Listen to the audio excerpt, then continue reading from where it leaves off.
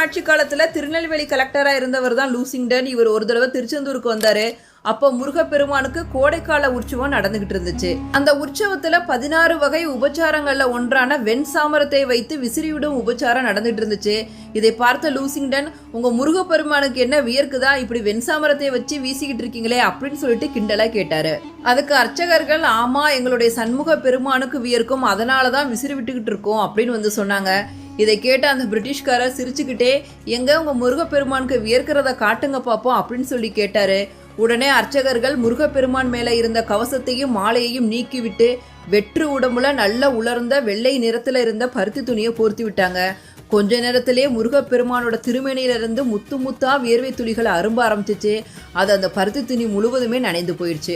உடனே அந்த பருத்தி துணியை எடுத்து அந்த பிரிட்டிஷ்காரர் முன்னாடி பிழிஞ்சு காட்டினாங்க. அதிலிருந்து வியர்வை துளிகள் சொட்ட ஆரம்பிச்சிச்சு. இதை பார்த்து வியர்ந்து போனாரு பிரிட்டிஷ்காரர். இருந்தாலும் முருகப்பெருமான்